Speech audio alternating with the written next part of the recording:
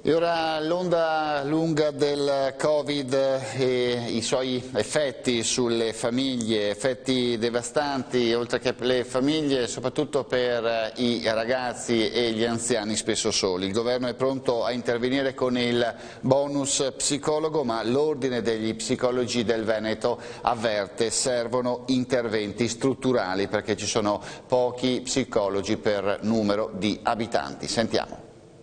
Bonus psicologo, il governo ci riprova e il settore incrocia le dita facendo pressione sul mondo politico affinché questa volta il provvedimento, 500 euro di bonus per cure psicologiche per la situazione creata dal Covid, rientri nel decreto milleproroghe. Inserirlo è una misura essenziale, intendiamoci, non è una misura strutturale. Noi in questo momento nel Paese abbiamo bisogno di misure strutturali per la salute mentale e la promozione del benessere psicologico. Una misura temporanea ma necessaria per affrontare nell'immediato un disagio psicologico crescente che 2 anni di Covid hanno scavato in tutte le fasce di età, pandemia che ha messo a dura prova l'insieme famiglia che rischia di venire stritolata se non supportata psicologicamente. Le famiglie durante questi 2 anni di pandemia si sono dovute confrontare con la gestione degli anziani in difficoltà, isolati, al contempo con i bambini e i ragazzi in DAD, al contempo con i genitori in smart working che dovevano occuparsi sia della generazione precedente che della generazione successiva, spesso in un clima di incertezza, in un clima di insicurezza e con problematiche a volte anche socio-economiche legate agli impatti della pandemia.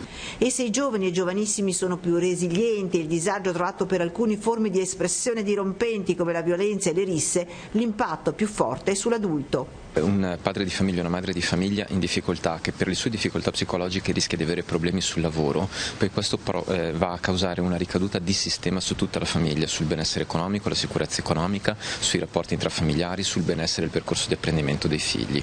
Un disagio i cui effetti attualmente si vede solo alla punta dell'iceberg ma che rischiano di essere dirompenti nei prossimi 2-3 anni. Già oggi le liste d'attesa nei servizi pubblici, centri di salute mentali, i servizi per età evolutiva dalla prima infanzia all'adolescenza sono presi d'assalto.